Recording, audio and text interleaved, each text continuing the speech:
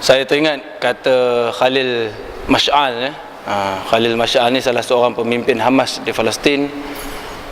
Dia kata, orang tanya, bila jadi perang dekat Palestin, jadi perang dekat Syria, jadi perang dekat Mesir, apa kita kena buat? Kan? Kita dekat sini ni nak buat apa ni?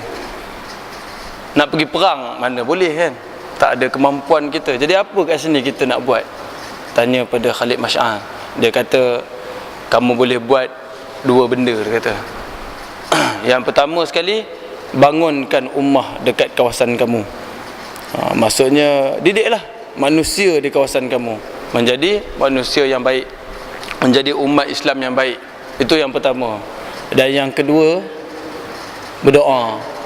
Berdoa supaya mereka itu diberikan kekuatan, diberikan kekuatan, dan dihapuskanlah, diberi kekalahan kepada golongan kufar. Saya teringat masa awal-awal tahun dulu saya pernah ada ditanyakan soalan berkaitan dengan Syiah kan, berkaitan dengan Syiah. Jadi pada waktu itu kita pun tak ada fokus, tak pernah nak ambil tahu sangat berkaitan dengan Syiah. Keluarlah Syiah Imam 12 dan sebagainya, ada yang kata kafir, ada yang kata Islam. Tetapi apabila berlakunya krisis di Syria ini, alhamdulillah kerajaan negeri Kedah pun dah habis fatwa dah mengatakan Syiah itu terkeluar daripada Islam. Tak kira lah apa kategori pun, Syiah terkeluar daripada Islam. Bahkan kebanyakan negeri-negeri di dalam Malaysia ni, boleh kata semua sekali ya, cuma mungkin ada yang belum keluar lagi dia punya fatwa kerajaan negeri dia. Syiah diharamkan sama sekali, sama ada diamalkan di rumah seorang-seorang ke ataupun nak disampaikan. Kalau contoh agama-agama lain tu kita masih benarkan dia ada agama rumah ibadah dia boleh pergi buat apa-apa sajalah di rumah ibadah dia, tetapi dia tidak boleh disebarkan. Tetapi Syiah pada hari ini, khususnya di Kedah, buat dekat rumah pun kalau kita tahu, kita bagi tahu, kita boleh tangkap dia lah, boleh dakwa sebab telah difatwakan haram, sesat. Itu bila kita study balik bagaimana dengan Hizbullah, kata Yusuf Qaradawi sendiri, itu bukan Hizbullah, itu Hizbul Syaitan kan. Dah ternyata sekarang ni golongan Syiah ini dia memusuhi Islam, khususnya Ahli Sunnah wal Jamaah, memusuhi Islam. Itu yang berlaku sekarang ni, peristiwa kejadian-kejadian yang amat mendukacitakan kita yang terjadi dekat bumi para anbiya. Tetapi tuan-tuan, kita ni memang tidak diduga, tidak diberi cobaan selagi mana kita tidak mampu menanggungnya. Dan kalau kita tengok orang Melayu kita ni, contohnya umat Islam di Malaysia ni, kita ni orang baik, yang lembut, yang memang kalau kita tengok, kita takkan seberani masyarakat Arab yang duduk kat Mesir, yang duduk dekat Syria sana. Saya bagi contoh lah, kalau dalam kuliah kita duduk dekat kuliah banyak-banyak bangsa ni kan, ataupun kita mengajar dekat budak-budak kita, anak-anak di MRSM contohnya, bila ada je satu soalan kita tanya, terutara budak-budak pandai tu, kita jangan tanyalah cikgu talib ke mengajar dekat sekolah yang biasa. Saya bagi contoh budak MRSM ni, bila kita tanya tu, bukannya ramai nak jawab, takut semuanya. Siapa tahu jawapannya? Diam aja. Tetapi berbeza dengan orang Arab yang berani, semua nak jawab selagi tahu dia nak jawab. Dan keberanian mereka itu dapat diduga dengan kehebatan yang dahsyat. Kita belum tahu lagi macam manakah otak kita akan dapat terima apabila anak yang kita sayang contohnya mati. Yang terbaru ni kan, apabila dia bom dengan bom kimia dekat Syria, budak-budak besar ni mati. Kalau kita tengok dalam YouTube, macam-macam video ada, memang menyayat hati lah. Ada bapa dia dokong anak dia besar, anak saya ni dokong orang, bangunlah, janganlah tidur, kata dia, bangunlah, tolonglah bangun, kata dia. Besar ni mati. Dan senjata kimia ni dia tak ada berdarah-darah ni, dia nampak serupa itu je, dia tak ada lebam, bengkak urat, tak ada, tapi dia menutup saluran pernafasan sehingga mati. Tolonglah bangun anak aku, bangunlah, dah tu tidurnya. Kita tengok tu, oh sangat sedih. Yang memang untuk kita belum tentu lagi otak kita boleh jadi sewaras ini. Mereka itu memang hebat. Dan kalau kita tengok juga macam mana mereka berani kan, di Mesir pula yang saya tengok dalam YouTube, banyak mereka boleh buka tangan sedangkan peluru tengah datang kan. Tak berani kita, setakat kita ni. Maka kita tahu di situ kita ini insan yang lemah, kita ini belum lagi diduga. Jadi kita mohon kepada Allah SWT agar diberikan kita juga kekuatan dan bagi kita keinsafan. Melihat saudara-saudara kita di sana tu, kita datangkan keinsafan. Tak sesuai kalau andakan contohnya kita hari raya baru ni kita raikan yang bukan-bukan, sedangkan ada umat Islam yang sama dengan kita memang mati disembelih, dibunuh di sana. Ada saya dengar tengok dalam karya-karya manusia di dalam internet, dia bagi satu soalan, siapakah yang paling jahat? Itu dia, siapakah yang paling jahat? Ada 3 orang lelaki, tuan-tuan. Dia bagi, siapakah yang paling jahat? 3 orang lelaki. Satu lelaki ni dia pergi rogol perempuan ni, rogol. Habis rogol, lelaki yang kedua ni, kita kata, aku rasa aku lah orang paling jahat kan. Yang lelaki kedua ni kata, tak, aku lagi jahat, tengok ni apa aku buat. Dah lah orang yang tadi rogol, dia pergi bunuh pula perempuan tu kan. Bunuh. Kata orang kedua ni, tak, aku lagi jahat, kamu rogol je, aku bunuh sekali. Kata orang ketiga ni, aku lagi jahat. Kenapa? Dia ni saudara aku, adik-beradik aku, kakak aku, adik aku, tapi aku tengok je korang buat apa-apa, kata dia kan. Itu di antara kiasan nak menunjukkan bahawa kalau kita langsung tak ada sensitivity, nak buat apa tak mampu tadi, sangat hinalah kita. Sangat hinalah kita. Paling kurang kita ada keinsafan, kesedihan dan kita doa. Dan yang terbaik tadi buat kata Khalid Masyang, bangunkan umat di kawasan kita. Kalau bukan kita mampu, untuk diri kita. Kalau kita sendiri tak mampu, keluarga kita, sahabat-sahabat kita. Tambah lagi pula kaum keluarga, masyarakat. Kalau sebagai seorang cikgu, ustaz contohnya, kepada sekolah dia, pelajar dia, bukanlah hanya orang kata habis itu habis. Tengok orang macam jauh sangat dengan kita. Sahabat-sahabat saya, kita kalau ada tuan-tuan yang pernah duduk kat Mesir ni, aman damai tuan-tuan. Sama macam duduk kat Malaysia ni, aman damai sebelum ni. Tapi dengan sekelip mata Allah boleh ubah. Kalau Masjid Raba'ah tu, bukan nak kata, memang selalu kami turun semayang kat situ. Sebab bas dia akan pusing dekat situ untuk ke Hayus Sabek. Ustaz Syukri, pusing tu dekat Hayus Sabek. Memang laluan lah, kira kalau lepas sikit Masjid Raba'ah tu sampai dekat Masjid Nuri tu kan. Tu kawasan dia lah. Memang dekat dengan tempat kami dan kami suka semayang kat situ. Masjid Raba'ah tu bukan besar, ni pun kecil je. Yang besar lagi pada ni masjid yang dekat Ramsis tu, yang dia tulis dekat Ramsis, Masjid Al-Fatih. Tapi Masjid Raba'ah ni kecil je, tapi dia ada dataran yang besar, dekat situ ada hospital. Kita selalu semayang kat situ, rasa sedih. Sehingga sekarang ni dah tak ada dah masjid tu, dah dibakar. Kalau tak ada, mungkinlah kami yang pernah duduk kat sana ni rasa dekat, tetapi tuan-tuan juga perlu rasa dekat. Kena ambil sama-sama benda tu dan jadikan dia iktibar untuk kita. Tu sedikit sebanyaklah di dalam kita seronok hidup kat sini, kena fikirkan. Dan kita minta di negara kita ni, minta aman damai seperti ini, dalam keadaan kita menginsafi diri kita kepada masyarakat dekat sana. Kita belum mampu lagi diuji begitu. Kalau kita tengok masyarakat kita belum mampu lagi. Belum mampu. Ada orang tanya, kenapa kena bawa orang Malaysia balik kan? Kenapa kena bawa orang Malaysia balik sedangkan tempat pergaduhan tu jauh? Jawapan dia tuan-tuan senang aja. Bila jadi pergolakan begitu, siapa yang nak menjaga pula pelajar-pelajar kita yang dekat sana tu? Sebagai contoh, dalam minggu lepas, 2 minggu lepas, ada seorang orang Arab datang nak pecah masuk rumah. Pada waktu sekarang ni, kalau tengah huru-hara ni, takkan kita buat laporan polis nak ambil tindakan. Kalau tengah aman damai macam sekarang ni, ada orang pecah kereta, kita buat laporan polis pergi cari budak yang pecah kereta tu. Tapi kalau tengah huru-hara, dia takkan ambil kisah dah, benda-benda kecil, yang lain pun kena bunuh. Jadi sangat bahaya, risiko tu sangat bahaya, perlu berjaga sungguh-sungguh. Jadi itu pasal di antaranya orang bawa balik kan masyarakat kita dekat sana, pelajar-pelajar kita kat sana. Baik tuan-tuan dan puan-puan dikasihi sekalian, insya-Allah malam ni sebelum saya baca hadis yang keempat, kita baca sikit saja berkaitan dengan celak Nabi. Tajuk pada malam ini kita tengok sikit saja celak Nabi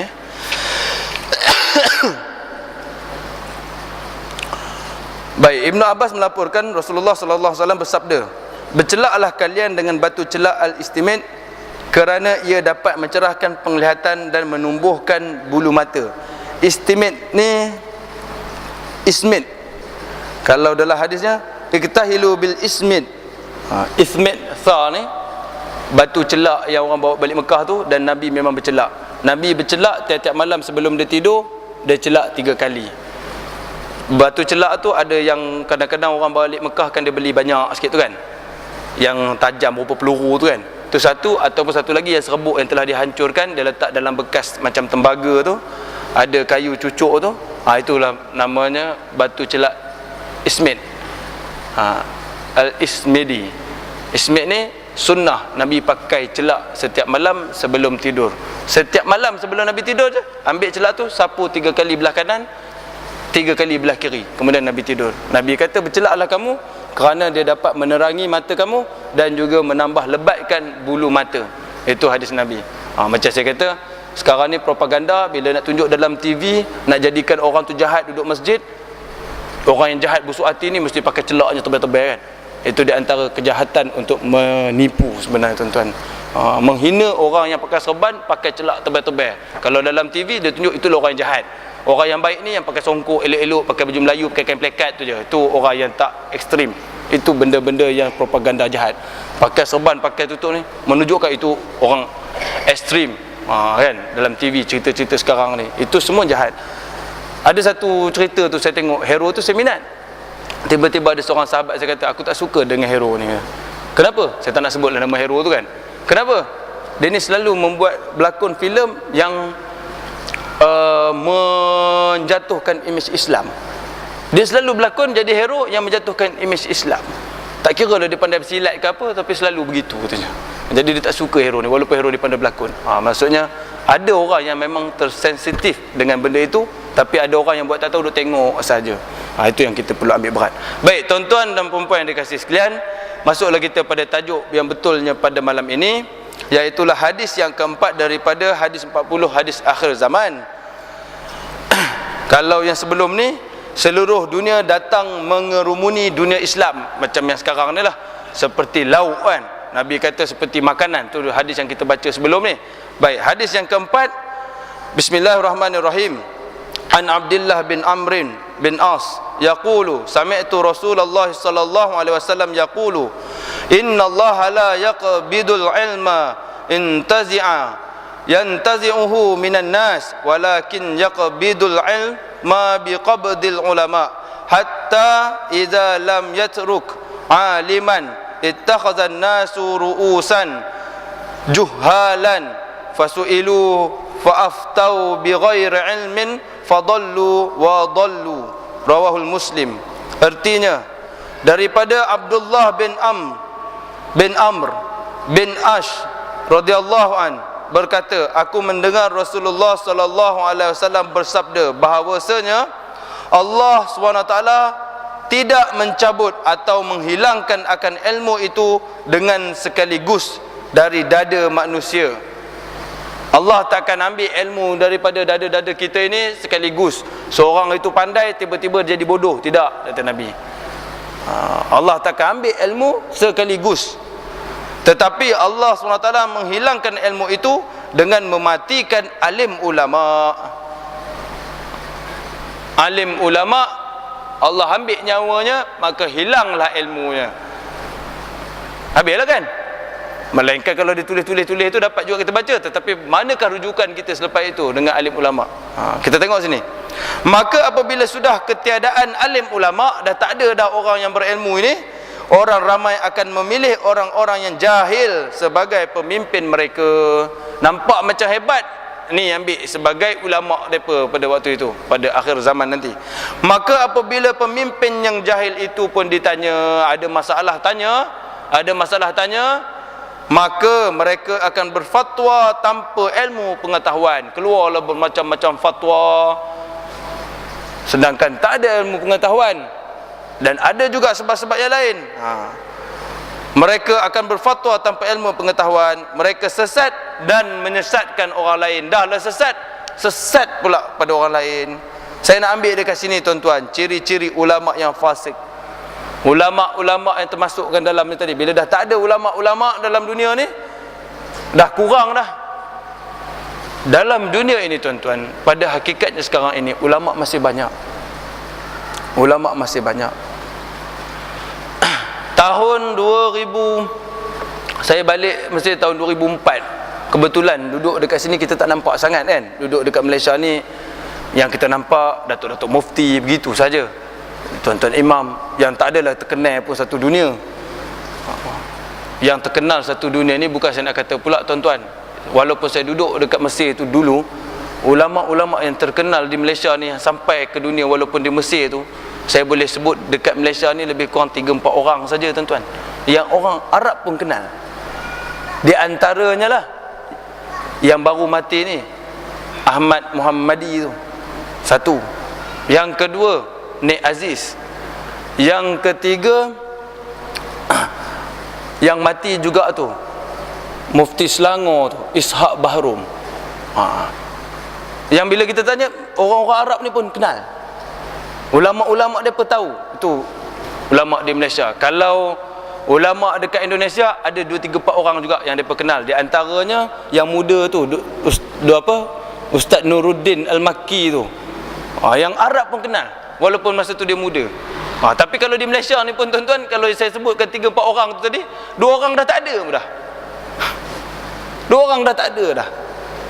Setakat saya tanya Datuk-Datuk Mufti kita yang sebelum ni, tak ada siapa yang kenal lah kalau dekat Arab tu. Dan itu yang dia kenal. Pernah sembang, saya sembang, memang dia kenal. Oh tu, itu Syekhul Kabir. Di antara 2-3 sebut, yang 2-3 orang yang disebutnya nama di Arab, di Indonesia kenal. Tapi kalau bila kita duduk dekat Mesir ni, contoh tuan-tuan, kita memang nampak banyak lagi ulama sebenarnya. Di antaranya yang kita tak kenal dekat sini, yang kena kenal kat sini masa tu Tontowi saja. Sedangkan Tontowi di situ pada waktu saya mengaji tu juga, Syekh Azhar yang mengajar pada waktu itu, dengan selambanya dia bercakap, itu fatwa Tontowi bukan fatwa Azhari, kata dia. Itu fatwa Tontowi bukan fatwa Azhar, kata dia. Syekh Azhar ni, di antaranya yang lantang juga pada waktu itu, kalau tuan-tuan ada kitab pernah tengok kitab tafsir Qurtubi yang baru tu Ustaz, tafsir Qurtubi tu, tengok dia punya yang tauqid tu, yang sain pengesahan tu, nama dia Dr. Ibrahim Hafnawi. Kenal Ustaz? Dr. Ibrahim Hafnawi itu di antara yang ulama hebat lah yang hidup lagi, maksudnya banyak lagi. Tetapi yang terbaru ni saya dengar, masa hari mereka dibunuh beramai-ramai dekat Raba'ah tu, 30 orang Syekh Azhar, Dr. Azhar pun mati pada hari itu. 30 orang tuan-tuan. Allah ambil. Sekarang ni yang terkenal Syekh Ahmad Tayyib. Syekh Ahmad Tayyib. Tuan-tuan tahu tak, sebelum naiknya Syekh Ahmad Tayyib ni, kami dulu masa mengaji, Tontowi lah Syekh dia, tetapi rektornya itu ialah Dr. Omar Hashim. Yuran universiti kami ni tuan-tuan, universiti saya belajar kat Mesir ni 1 sem tu tuan-tuan, yuran universiti tu saja 25 sen 1 sem. 25 sen. Campur dengan yuran itu, yuran ini, banyak sikit lah yuran-yuran dia. Dia ada yuran stem, yuran sekolah, periksa, semua-semua tu, RM1.25 tuan-tuan. Ada tempat-tempat saya dengar dekat kawasan lain Mansurah, RM2.25. Macam tu je tuan-tuan. Pintu besi dia besar, nak buka tu siap ada nombor-nombor. Tapi itulah yuran, RM1.25, RM2.25. Yuran periksa RM25. Tapi apabila tukarnya rektor, apabila datangnya, yalah, yuran terus jadi $100. Sedangkan pada waktu itu masa kami mengaji tu, tahun 2000 sampai 2004 yang saya merasa duduk di situ, budak-budak Azhar ni siap dibagi duit lagi tuan-tuan. Sebulan dapat RM150. Siapa yang ada pergi susah-susah pergi mohon, dia ada exam tapi tak boleh balik kampung. Tu saya ingat saya lah, sebab dia kena tak boleh balik kampung, kena habis mengaji. Sebulan bagi duit lagi. Mana ada universiti dalam dunia bagi pelajar ada duit. Tetapi apabila pengurusan tu dah bertukar, masuknya golongan-golongan yang boleh kita katakan fasik, jadi lain sedikit tuan-tuan. Daripada 25 sen jadi $100. $100 tu kalau kat sana jadi 600 dekat tuan-tuan. Dekat 600 zaman perang Iraq tu. Duit kita ni dengan duit Mesir separuh. Sebelum tu, masa sebelum zaman perang di Iraq tu, saya dapat 6,000 dekat Malaysia. Sampai sana saya dapat 5,800 ataupun 6,000 lebih kurang. Duit Mesir pula lagi tinggi pada waktu itu. Tiba-tiba bila jadi perang dekat Iraq tu, semua negara-negara Arab ni mengalami sedikit kerugian. Saya dapat RM6,000 dekat Malaysia ni. Sampai sana 11,000 lebih. Sekali ganda. Dapat 600-700 dolar dengan 100 apa 600-700 genih pound Mesir dengan 100 dolar masa waktu itu. Berubah tuan-tuan. Itu di antaranya. Baik. Ciri-ciri ulama yang fasik. Bila dah habis semua ulama-ulama yang hebat-hebat ni, maka keluarlah ulama-ulama. Apa dia ciri-ciri ulama yang fasik? Yang pertama, takut untuk menyampaikan kebenaran. Ulama-ulama fasik ini takut untuk menyampaikan kebenaran. Yang kedua, menyembunyikan ajaran sebenar. Sembunyi. Okey lagilah, ini kira penakut-penakut lah kan. Okey lagilah. Takut untuk menyampaikan kebenaran, menyembunyikan ajaran sebenar. Yang ketiga, perjuangannya kerana dunia yang ditawarkan. Ini dah masuk jahat. Yang tadi itu masih penakut. Okey lah kan, penakut. Dia takut, tak apalah. Tetapi bila makin lama ciri-ciri fasik ini keluar, yang ketiga, perjuangannya adalah kerana ditawarkan. Buat fatwa kerana ada sebab-sebab tertentu. Tu. Masuk pula yang keempat, bercakap berdolak dalik atau tidak berani berterus terang. Perkara tu senang je nak tahu, tapi putar-putar belit, tukar-tukar. Tu di antara ulama-ulama yang tinggal apabila ulama-ulama yang benar dah mati. Apabila ulama-ulama yang fasik ni tinggal, cakap berdolak dalik. Selagi boleh benda tu nak bagi jadi, selagi boleh benda tu nak bagi jadi. Benda tu dah tak boleh dah, selagi boleh nak ubah juga bagi jadi. Sebab apa? Sebab ada benda yang ditawarkan. Bercakap berdolak dalik atau tidak berani berterus terang. Yang kelima, hasad dengki dengan yang lain. Ulama-ulama mula ada perasaan hasad dengki. Ulama-ulama ni tuan-tuan, ni cerita ni bukan tuan-tuan, ini cerita ni para ustaz-ustaz. Dan antara ustaz-ustaz sendiri pada waktu sekarang ni dah ada hasad dengki. Macam mana engkau boleh pakai kereta mewah Aku begini. Kena jual sikit lah cara ni. Buat pula begini. Ni tuan-tuan yang berlaku. Hasad dengki dengan yang lain. Dan yang keenam, bercakap agama atas kepentingan orang lain. Dia cakap agama tapi bukan atas kepentingan agama, tetapi kerana kepentingan orang lain. Saya sendiri pun terpaksa cakap berkias-kias tuan-tuan. Bukan kerana takut, bukan kerana apa, tetapi orang kata apa? Tarik rambut daripada dalam tepung. Macam mana? Tarik rambut daripada dalam tepung. Rambut tak putus, tepung tidak berselerakan. Tapi itulah dunia, hakikat dunia pada hari ini tuan-tuan. Ulama-ulama yang hebat dah tak ada sangat dah. Yang tinggal yang kecil-kecil. Dan inilah salah satu tanda yang Nabi sebut. Inilah tanda akan berlakunya akhir zaman. Yang terbaru sekali mati, kita pun tengok video dia, Dr. Said Ramadan Al-Buti. Bila dia mati, saya pun baca sejarah dia, tengok dia sikit-sikit. Dia ni di antara ulama yang cuba nak membagi, jangan bagi bergaduh, risau, takut macam itulah. Di antara kalangan ulama-ulama yang lain, Dr. Said Ramadan Al-Buti. Cuma ada satu kitab dia memang saya baca. Said Ramadan Al-Buti ada satu kitab dia, Jihad fil Islam. Di antara fatwa dia yang orang lain bising lah, ulama-ulama lain tidak bersepakat. Dia kata di Palestin sana tu, kalau mati main letak bom pergi masuk bait, itu mati katak dia tu. Itu bukan syahid. Nak perang mesti ada strategi. Itu di antara lah yang ulama-ulama lain datang. Tetapi mesti ada alasan dia tertentu. Tapi sekarang ni apabila dia telah menyatakan, menyuarakan kontranya dengan pemerintah, maka akhirnya dia pun dibunuh. Said Ramadan Al-Buti. Itu yang berlaku di Syria. Pada mulanya dia bersama dengan kerajaan, tapi bila dia menyatakan pro dia kepada pemberontak pada waktu itu, maka dianya pun dibunuh. Dan banyak lagi ulama-ulama yang dibunuh sekarang ni. Memang tidak dinafikan, itulah tempat, bila di Syam itulah tempat paling banyaknya ulama-ulama dalam dunia ni tuan-tuan. Sekarang yang ada lagi Wahbah Az-Zuhaili. Kalau kita nak kata ulama sini paling besar, mana ada? Semuanya belah-belah sana lah tuan-tuan. Itu memang hakikat daripada dulu sampai sekarang ni. Kita ni pun dapat Islam datangnya daripada belah sana juga. Nabi Muhammad sallallahu alaihi wasallam juga daripada keturunan Arab. Itu memang hakikat yang kita perlu berani tahu. Kena percaya, kena tahu. Tu pasal bila sekarang ni sibuk cerita pasal merdeka kan. Ni dah dekat nak merdeka kan. Bila kita tanya balik, adakah mereka itu tidak merdeka? Terus terang semua ulama kata mereka itulah orang yang paling merdeka, sebab mereka itu merdeka dalam diri mereka kan. Diri mereka merdeka, bebas. Syahid bila-bila boleh mati. Cuma ada orang mati tempat tidur, ada orang mati kena tembak. Mana lagi bagus? Kan? Syahid itu hadiah Tuhan kepada mereka. Tetapi mereka punya diri itu bebas.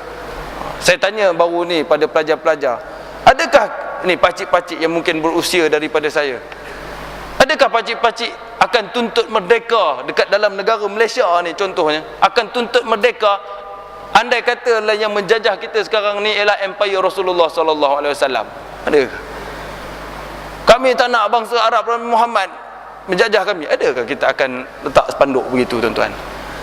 Okeylah, selepas Rasulullah SAW, Khulafa Ar-Rasyidin, Abu Bakar, Omar, Osman. Omar Al-Khattab pada zaman dia, dunia ni 3/4 dikuasai oleh orang Islam.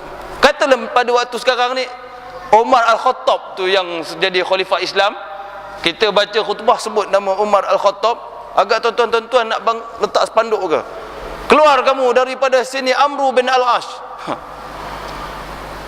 Abu Ubaidah bin Al-Jarrah, keluar daripada sini. Kami nak orang Melayu merintah. Ada ke maknya tuan-tuan? Bab ini nak buat begitu ke cara? Agak-agak. Salahuddin Al-Ayyubi keluar sekarang kata, kami nak orang Melayu kami ni memerintah. Adakah begitu agak-agak tuan-tuan nak merdeka kita ni? Saya rasa tidak. Kami cikgu-cikgu yang mengajar sejarah pun duk bangga. Inilah zaman kehebatan Islam. Pada zaman Salahuddin Al-Ayyubi dapat buka Baitul Maqdis kan? Itu dalam silibus kita pun kita cerita benda-benda tu. Macam mana Amru bin Al-Ash pergi menyerang, bagaimana Sultan Muhammad Al-Fatih buka Konstantinopel tu, Istanbul tu. Daripada satu kerajaan Kristian yang hebat, dia boleh buka itu jadi tanah Islam. Nak cerita tu. Apa maksud merdeka bila kita sebut tuan-tuan? Merdeka kan. Merdeka ni sebenarnya ulama-ulama buat dua benda je tuan-tuan. Istilah merdeka sebenarnya dua benda saja. Apa dia?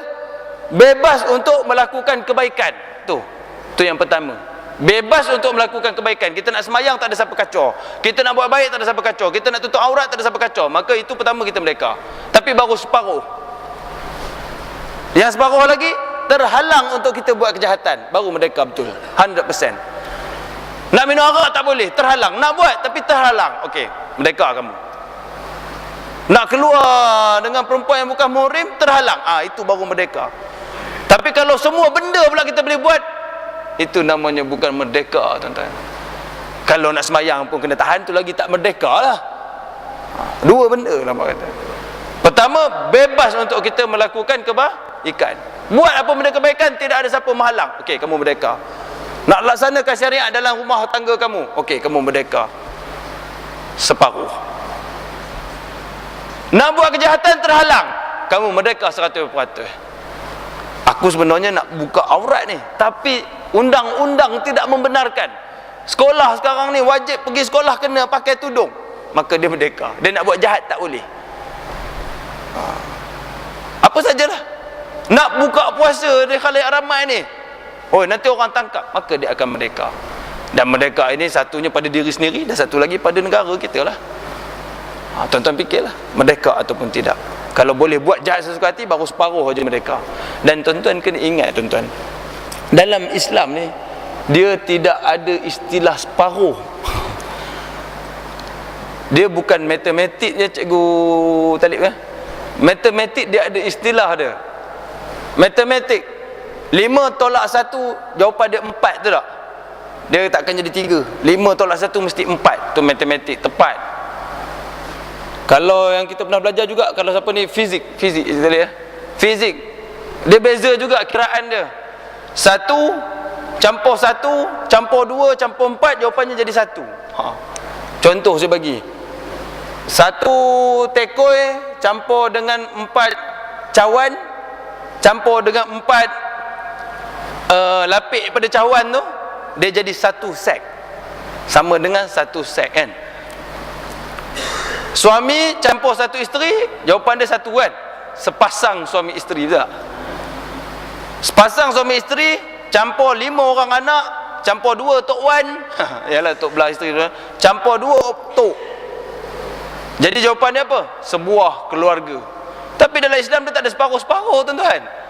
Saya beriman dengan ke-6 apa? Rukun iman ada 6. Saya beriman betul-betul dengan rukun iman, tapi 5 je, satu saya tak nak beriman. Adakah namanya kurang iman? Bukan kurang iman. Apa jawapannya? Tak beriman. Saya orang Islam. Rukun Islam ada berapa? 5. Saya akan buat 4 dengan sebetul-betulnya, tapi 1 saya tak nak buat. Apa jadi tuan-tuan? Adakah namanya kurang Islam? Itu bukan kurang Islam, itu bukan orang Islam. Semayang ada berapa rukun? 13. Buat 12, satu tak nak buat. Kurang semayang ke? Kurang sempurna ke? Tak semayang namanya? Tak semayang. Itu tuan-tuan, itu iman. Yang perlu kita jaga sungguh-sungguh kat sini. Samalah saya nasihat ni untuk diri saya, dan apa salahnya tuan-tuan kongsi sama-sama. Baik.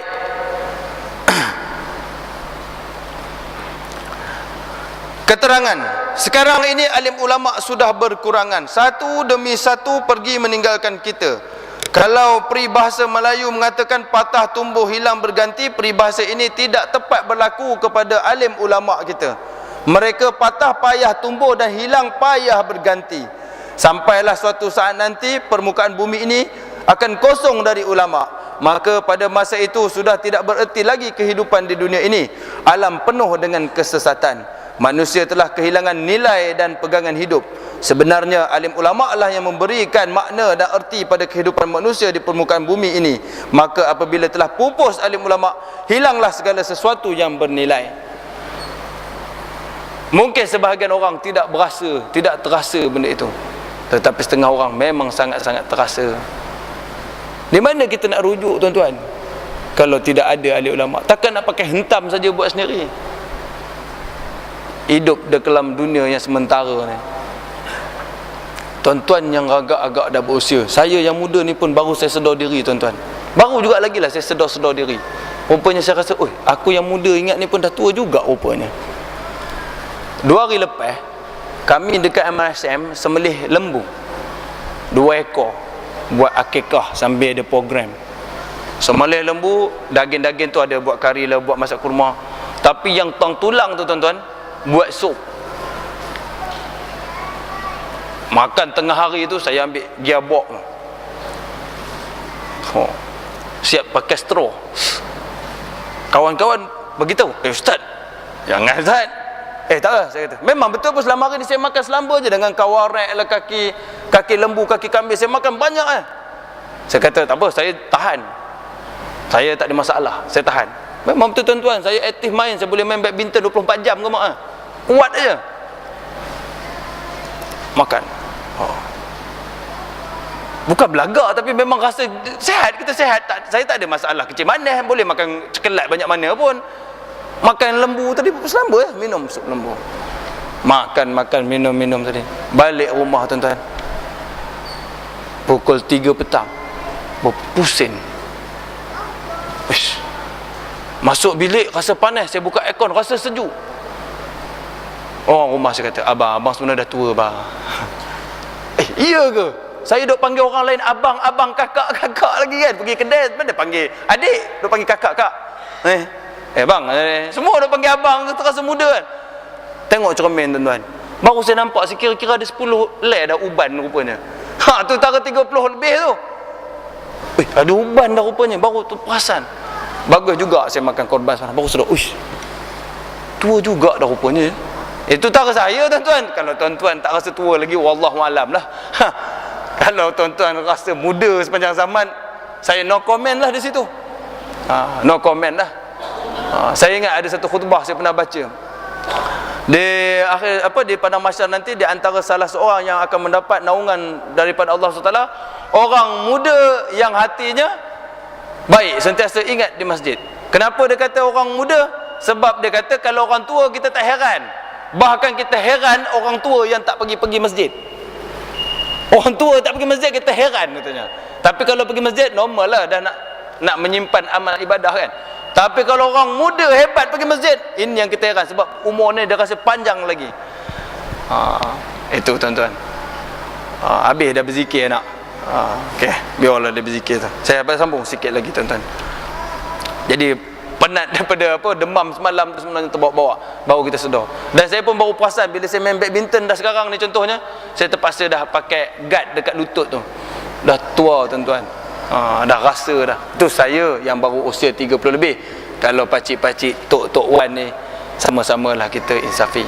Lebih baiklah kita hidup dalam keadaan yang diberkati oleh Allah daripada panjang tetapi dimurkai oleh Allah. Kena selalu doa dan selalu beramal. Baik. Di akhir-akhir ini kita telah melihat gejala-gejala yang menunjukkan hampirnya zaman yang dinyatakan oleh Rasulullah sallallahu alaihi wasallam tadi, di mana bilangan alim ulama hanya tinggal sedikit dan usaha untuk melahirkannya pula tidak mendapat perhatian yang sewajarnya. Ulama-ulama dah memang tinggal sikit. Usaha nak melahirkan ulama tak ada. Sebab semuanya apa? Tertumpu kepada perkara-perkara duniawi. Dulu saya pernah teringat, kenapa orang buat kajian ustaz-ustaz ni, saya pun ustaz jadi tak salah lah saya sebut kan, kenapa ustaz-ustaz ni banyakkan lembab-lembab pada masa mula-mula orang buat kajian? Sebab apa tuan-tuan? Masyarakat kita pada waktu itu, anak ni tak pandai hantar sekolah agama, yang pandai dia hantar sekolah sains. Ada tak? Yang passion rupa itu lagi pemikirannya. Hakikat dia tuan-tuan, tak ada pula satu sekolah agama tu pergi ke Mesir. Banyakannya habis juga di tengah jalan, dah memang lembab tadi. Tetapi persepsi orang tu begitu.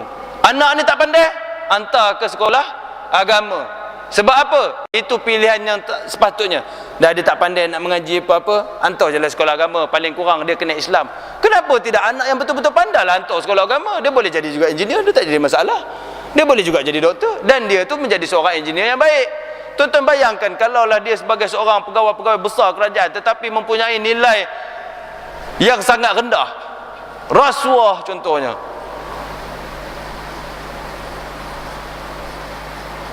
hospital misalnya, arkitek buat hospital. Kalau seorang arkitek yang betul mempunyai nilai-nilai Islam, macam mana hospital yang dia buat? Mestilah dia akan buat senang untuk solat, asin lelaki dengan perempuan, tidak terdedah. Lepas itu arkitek ni pula dia akan buat jamban yang tidak ada menghala ke, dia ambil kira segala benda-benda tu untuk mudah orang semayang. Jamban taklah menghadapkan makruh kita semayang menghadap kiblat ataupun membelakang, dia patutnya ke tepi contohnya. Akan buat benda-benda itu, kan jadi hidup ini akan jadi seronok. Itu baru hospital, arkitek yang Islam. Tapi kalau arkitek yang tidak ada nilai Islam, dia taklah terfikir benda tu. Tapi masalahnya yang pandai-pandai tadi langsung tak ada terfikir untuk menyerapkan dia nilai-nilai Islam. Alhamdulillah lah sekarang ni banyak lah. Di antaranya MSM sendiri, tempat saya mengajar pun 30 juzuk banyak dah yang MSM Ulul Albab. Hebat tu. Tapi nak cerita persepsi ni masih ada lagi tak pada diri kita? Anak kita kalau pandai, kita hantar sekolah sains. Tak pandai, hantar sekolah agama. Ada lagi dah macam ni? Kalau ada lagi, cepat-cepatlah kita ubah. Cepat-cepat kita ubah. Patutnya kita akan tengok ke mana kemampuan anak ni. Kalau dia pandai, kita hantar dia dapat masuk sekolah yang bagus. Dapat masuklah. Tak pandai, masuklah sekolah biasa. Tetapi pengajian agama, titik berat tentang ilmu agama mesti kita masukkan. Itu benda yang wajib. Mana ilmu fardu ain untuk dia, kita kena terapkan. Tak ada pula tak reti semayang sampai ketua. Tidak pula tak reti baca Al-Quran. Baca Al-Quran Besar Abbas ni, dia dah pandai tuan-tuan baca Inna anzalnahu fi lailatul qadr. Dia boleh sikit-sikit, tapi bahasa dia lah okey lah. Dia besar sikit, besok dia kena upgrade lah kan. Besar lagi kena upgrade lah. Macam satu orang adik dengan satu orang abang. Abang dia balik sekolah, adik yang kecil akan cakap apa dengan abang? Abang balik, abang balik, betul tak? Tahun demi tahun abang dia pun sekolah menengah. Takkan adik dia masih abang balik juga? Mesti dah upgrade sikit. Abang balik sekolah. Okey, sekolah tadi.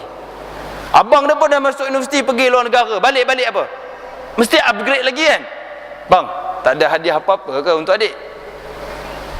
Baru normal kehidupan dia. Tapi kalau daripada kecil tadi, abang balik, abang balik, sampai abang dah balik universiti pun, abang balik, abang balik. Adik dia ni kategori apa, tuan-tuan? Cacat tak? Begitulah kalau kita baca Quran contohnya. Anak kita ni, daripada kecil kita ajar dia alif, ba, baca teruk. Normal lah dia kecil. Dia masuk sekolah menengah, okey sikit lah patutnya kan. Kalau tadi baca tabat siada abi lahabin wa tab, itu sekolah rendah. Sekolah menengah upgrade sikit. Tabat siada abi lahabin wa tab, tambahkan qalqalah. Tabat siada abi lahabin wa tab. Masuk universiti upgrade lagi lah kan. Tabat siada abi lahabin wa tab, barulah normal orang ni kan.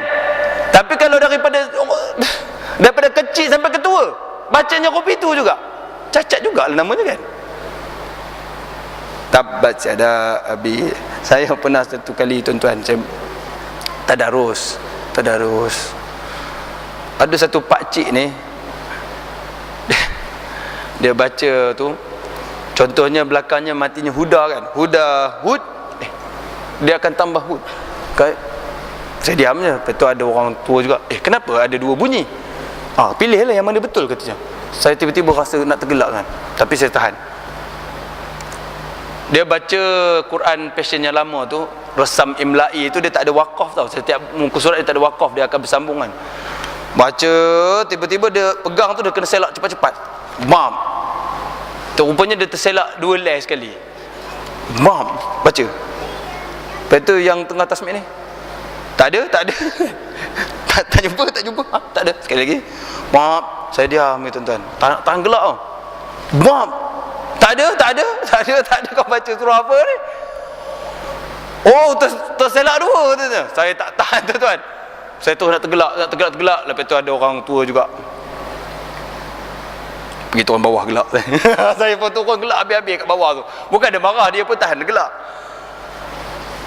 Bukanlah saya nak kata orang tu cacat, tapi kita kena didik anak kita supaya anak kita tidak menjadi orang yang cacat, tuan-tuan. Tidak menjadi orang cacat. Tentang Islam, tentang yang lain dia hebat. Tentang Islam ni kena terap, tuan-tuan, kena terap.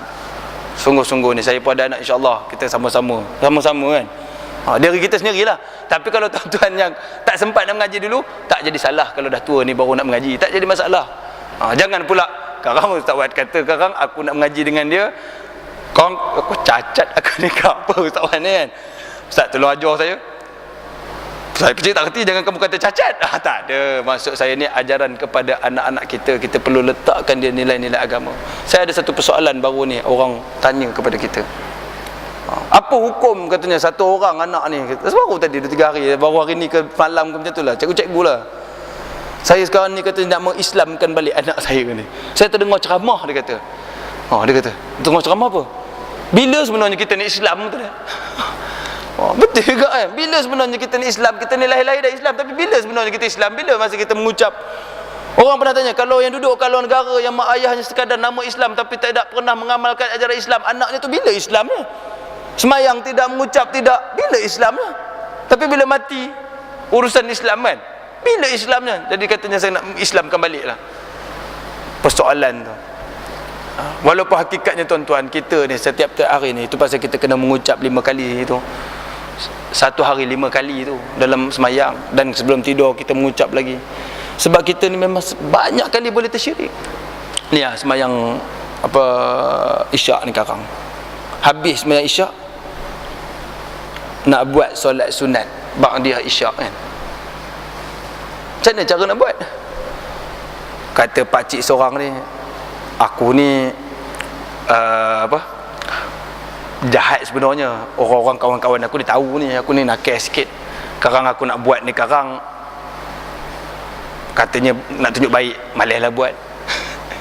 Dia tak nak buat kerana orang.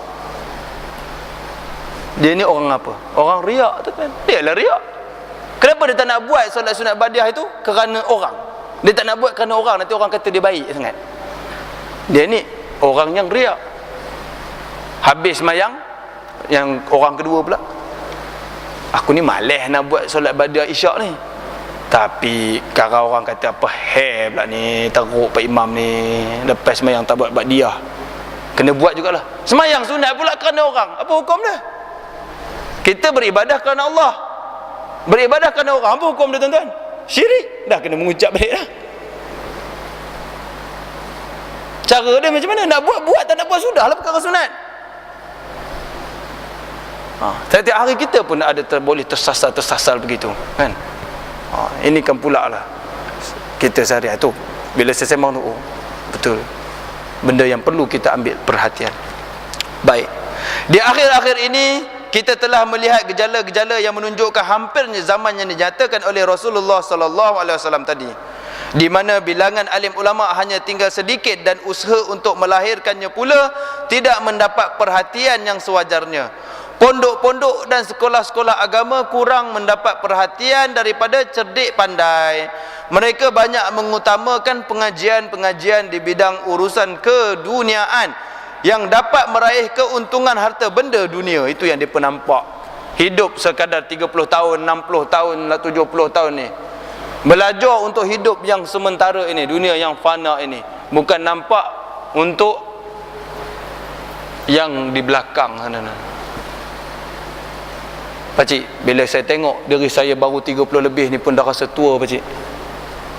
Saya teringat zaman saya, zaman belajar budak lagi. Rupanya benda itu dah 30. Maksudnya tuan-tuan, 30 tahun akan datang, tak lama dah. Rasanya baru lagi 30 tahun tu kan. Saya masuk sekolah, ingat lagi rasanya. Tak lama dah, 60 habis lah umur, 63. Tak lama dah. Inikah yang kita nak cari sungguh-sungguh ni? Nak bina rumah sebesar-besar mana ni, yang usia kita dah tak ada ni. Sedangkan yang di belakang sana tu yang menunggu betul-betul ni. Kita kena beriman tuan-tuan, adanya hari mahsyar, adanya hari kebangkitan. Takkan kita tak nak beriman? Kita wajib beriman dengan benda tu. Selepas kita mati, kita mesti wajib beriman adanya alam barzah. Alam kubur tu ada, kena wajib beriman tu ada alam kubur itu. Selepas habisnya alam kubur, kita semua kiamat dimatikan, akan adanya di mahsyar besok ni, dibangunkan balik, dan akan diberi pembalasan kepada kita sama ada baik ataupun buruk. Kita kena beriman sungguh-sungguh dengan benda itu. Tetapi manusia pada hari ini, macam kita kata tadi, mengejar yang 60 tahun ni saja. Ni budak-budak tengah nak periksa sekarang ni, dah hujung tahun ni, periksa PMR, SPM. Apa yang dia dapat dengan straight A itu kalau tidak ada ilmu? Berapa ramai orang dapat straight A? Dengan direct aja saya boleh tanya dekat pelajar-pelajar saya tu. Saya selalu nampak setiap tahun, waktu nak periksa semayangnya khusyuk, baca Yasin malam Jumaatnya penuh ayat-ayat Yasin ni. Lepas periksa satu ayat Yasin pun tak ada tuan-tuan. Sebelum periksa pergi semayang Jumaat pun bawa buku sampai mengamuk-ngamuk kami ustaz-ustaz tu. Habis periksa jangan kata semayang Jumaat, semayang lain pun tak ada baca. Itu yang terjadi hanya kerana periksa. Itu ke kehidupan? Tak dinafikanlah kalau banyaknya orang menganggur sekarang ni. Penganggur banyak sebab apa? Sijil hebat-hebat tapi ilmu tak ada. Nak suruh buat kerja apa? Ilmu tak ada tu orang yang mengaji macam ni, mengaji bab pergi sambung periksa, itu bukan ada ilmu. Habis periksa tanya, apa yang kau jawab tadi? Jangan tanya, saya nak fikir yang lain pula. Tu orang-orang periksa aja. Sedangkan orang yang berilmu dia tak ada rupi tu, memang ada ilmu, tanya boleh jawab. Tak ada nanti kita rujuk. Tu orang yang berilmu, bukan untuk menipu peperiksaan. Tapi itu hakikat tu tara budak-budak tu. Sama juga ala kita yang tua ni.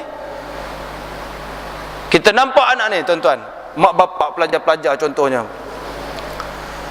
dia tak heran anak dia nakal, dia tak heran anak dia jahat, dia tak heran anak dia baik. Walaupun dia cakap mulut, dia cakap dia heran. Sebenarnya dia fikirkan ialah PMR, SPM, STPM tu tuan-tuan. Dia tak heran macam mana anak dia kat universiti yang dia nak tu dapat anugerah pengetua, dapat anugerah sultan. Itu yang dia fikirkan. Ada dekat satu kampung, dekat kampung saya, dekat Langkap. Dia duk kutuk anak bongsu dia. Anak bongsu dia ni kan, bukan lemak rempit tu, tapi macam tu lah, ala-ala lepak-lepak lah. Abang-abang anak bongsu dia ni semuanya duduk Kuala Lumpur, mengaji terror-terror lah, masuk universiti. Tapi anak bongsu dia ni teruk sikit. Yang mak bapak ni duk maki anak dia ni. Apalah kamu nak jadi apa ni, bukan nak jadi abang kamu, tapi saya anak bongsu dia ni jenis mak merempit sikit ni, tak ada heran lah. Tak ada kerja kan, tak ada kerja. Duk pergi minta mak lah. Mak suruh, tolong beli ubat nyamuk. Mak minta duit RM10 mak. Kamu nak jadi apa ni katanya? Abang-abang kamu ni, kamu nak beli rokok, kamu pun nak minta duit kat aku. Duk mengutuk-ngutuk. Padahal tuan-tuan, pasal ada anak ni lah, mak bapak ni senang suruh itu, suruh ini, dan ada jaga rumah tu. Kalau semua ni tadi masuk universiti, siapa nak jaga orang tua 2 orang tu? Baru sedar diri. Sebab abang-abang yang duduk Kuala Lumpur tak balik setiap hari. Sebulan sekali belum tentu. Macam ada satu ustaz cerita berkaitan dengan sekolah tahfiz kan, tentang mengaji agama ni. Jangan kita heran dah. Sebab ada satu kisah. Satu orang, adik dia ni dah tua dah. Adik dah, dia menyaga. Dia ada seorang adik. Adik dia dah tua dah. Tapi duk minta duit dengan dia. Sebab apa? Mengaji. Belajar. Pergi belajar baca Quran kan. Pergi belajar agama lah. Duduk pondok. Tak nak kahwin-kahwin. Sampai abang jadi fed up. Aku pun ada keluarga aku lah kan. Aku kerja ada keluarga aku. Aku kena tanggung kamu duk minta duit. Tapi dia tak pernah cakap lah dekat adik dia ni. Tapi duk bagi duit je. Adik pergi ngaji. Dia ni berniaga. Sambil tu adik tu minta duit, bagi. Sudah dia geram sangat. Dia pergi jumpa satu ustaz. Ustaz ni yang cerita dengan saya ni. Dia tanya ustaz tu. Ustaz, dia kata, saya ni ada masalah ustaz. Dah lama dah saya pendam. Saya tak puas hati dengan adik saya ni. Kenapa adik kamu ni? Dia minta duit dengan saya. Dia pergi mengaji. Bukannya nak kerja, dah tua. Saya pun ada keluarga saya. Kamu bagi dia selama ini duit, dia bagi. Kamu ni bisnes apa? Adalah bisnes kecil-kecil, jual ayur ke macam tu lah kan. Jual soya ke macam tu lah. Niaga lah. Macam mana perniagaan kamu? Okey tak selama hari ni? Okey, tak ada masalah. Bahkan untung bertambah banyak. Kamu tak nak terfikir ke kod-kod rezeki yang Allah bagi kat kamu ni kerana kamu tanggung adik kamu tengah mengaji ni? Pasal tu Allah bagi kamu rezeki ni. Pasal bukannya kamu pandai sangat. Sebab adik kamu ni mengaji. Dia bukan buat benda jahat. Mana tahu besok dia berhenti mengaji, kamu punya berniaga pun ringkup. Sekarang Allah bagi kamu kelebihan sebab kamu tengah menanggung adik kamu yang mengaji ni. Dia pergi mengaji. Betul kamu cakap dia mengaji? Ya betul dia mengaji. Sampai dia nak minta duit lah. Sebab dia mengaji. Dia tak ada kerja. Dia seronok belajar. Mungkin rezeki kamu yang kamu dapat hari ni adalah berkat orang mengaji tadi. Kalau begitu saya minta maaf lah. Betul tu. Saya pun dah rasa begitu. Terus hati dia jadi tenang balik. Sama-sama tuan-tuan. Banyak mengutamakan pengajian-pengajian di bidang urusan keduniaan yang dapat meraih keuntungan harta benda di dunia. Inilah realiti masyarakat kita pada hari ini. Oleh itu perlulah kita memikirkan hal ini dan mencari jalan untuk menyelesaikannya, tuan-tuan. Kena menyelesaikan sebab benda ini adalah di antara contoh yang Nabi kata ini adalah petanda akhir zaman yang akan berlaku, dan benda ini adalah benda yang negatif, supaya dia tidak terjadi kepada di kalangan kita sama umat Islam ni. Kita harapkan Yahudi, walan tarda ankal yahud walan nasara hatta tattabi'a millatahum. Tak akan redha Yahudi dan Nasrani itu sehinggalah kita ni mengikut cara hidup dia, nak minta tolong dengan mereka. Tak. Satu penipuan sajalah orang Yahudi dengan orang Nasrani ini. Kita sendiri tuan-tuan umat Islam kena bersatu padu. Kena menuntut ilmu. Tengok cukup tak sekolah-sekolah agama rakyat. Ini sekolah agama rakyat ditindas misalnya. Anak kita yang pandai hantar sekolah sains, yang bodoh hantar sekolah agama rakyat. Itu di antara pemikirannya sangat-sangat salah. Sedangkan bila saya ulang balik, di sekolah saya, sekolah agama dulu, bukan semua orang pergi Mesir, bukan semua orang pergi Jordan. Memang yang pandai ni tadi je pergi. Yang mana yang lain habis takat tu je. Tetapi kenapa persepsi mak bapak dia buat begitu untuk dia? Bagaimana persepsi dia untuk Islam? Macam saya pernah cerita dengan tuan-tuan dekat, tapi dah lama dah, tahunnya banyak kali. Satu bapa berpangkat besar, berstatus tinggi, VVIP, datang jumpa ustaz. Ustaz, saya hantar anak saya bukan sekolah agama ustaz, saya hantar sekolah sains. Anak saya ngadu, bangun subuh ni dia ngantuk masuk kelas pukul 7 tu. Kejut dia pergi sekolah dah, ustaz saya bukan hantar sekolah agama. Ustaz pun tercengak. Orang Islam ke bukanlah hati ni. Nak cakap lebih-lebih, dia orang besar VIP. Anytime dia boleh call. Hello, saya nak tukarkan orang ni, tukar daripada Langkawi ni pergi Mukah sana, Sabah. Tiba-tiba dia boleh buat kopi tu. Tapi sebilangan kecil lah. Ada juga lah kes duduk berdua-dua sembang-sembang, cikgu pun tak bagi. Bukan pelik pun duduk berdua sembang-sembang, cikgu kata ni tak boleh ni. Banyak kali tegur panggil mak bapak. Bapak kata apa? Macam ni pun tak boleh ke? Bukan nak saya duduk seorang-seorang, setakat pegang tangan pun tak boleh ke? Apanya kampung lah, jom baliklah kita pergi sekolah ke KL. Ada juga tuan-tuan. Tapi sikit lah kan, sikit lah. Dalam 700-800 orang ada satu. Tapi ada tuan-tuan, itu yang jadi masalahnya. Yang patutnya benda ini yang kita kena singkirkan daripada masyarakat kita. Baik tuan-tuan dan puan-puan sekalian, InsyaAllah minggu depan kalau ada panjang umur, panjang usia, dah semua tua-tua ni kan, yang ustaz muda pun rasa tua, yang tua-tua lagi rasa tua. Kalau panjang umur, kita akan baca umat Islam mengikuti langkah-langkah Yahudi dan Nasrani. Hadis yang kelima. Umat Islam mengikuti langkah-langkah Yahudi dan Nasrani. Mengikuti langkah-langkah Yahudi dan Nasrani. Orang Yahudi tuan-tuan, kalau tuan-tuan nak masuk Yahudi pun dia tak bagi. Yahudi ni dia tak ada Yahudinisasi, tak ada. Pergi dakwah orang masuk Yahudi tak ada. Islam ada Islamisasi, pergi masuk tempat orang asli nak dakwah bagi jadi orang Islam. Hindu pun ada Hindunisasi, dia pergi dakwah orang masuk Hindu. Kristian pun ada Kristianisasi, pergi dakwah orang masuk Kristian. Dia ada mubalir dia. Yahudi tak ada tuan-tuan. Tuan-tuan kata saya nak masuk agama Yahudi. Tak boleh. Yahudi ni hanya bangsa Bani Israel aja boleh menganut agama Yahudi ni. Kaum yang lain ni anjing je dia kata. Tapi dia suruh mengikuti langkah-langkah dia. Millah cara hidup dia. Itu insya-Allah kita akan sambung minggu depan. Ada sebarang soalan, saya buka sikit kalau ada.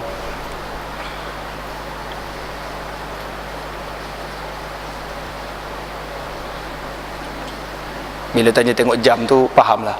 Baik, mana yang baik itu datangnya daripada Allah SWT, mana yang buruk itu datangnya daripada kelemahan diri saya sendiri. Aku qauli hadza wa astaghfirullah li wa lakum. A'udzubillahi minasyaitonir rajim. Bismillahirrahmanirrahim. Amantu billahi wahidil ahadil haqqi wa la syarika lahu wa kafartu bima siwa. Rabbana atina fid dunya hasanah wa fil akhirati hasanah wa qina azabannar.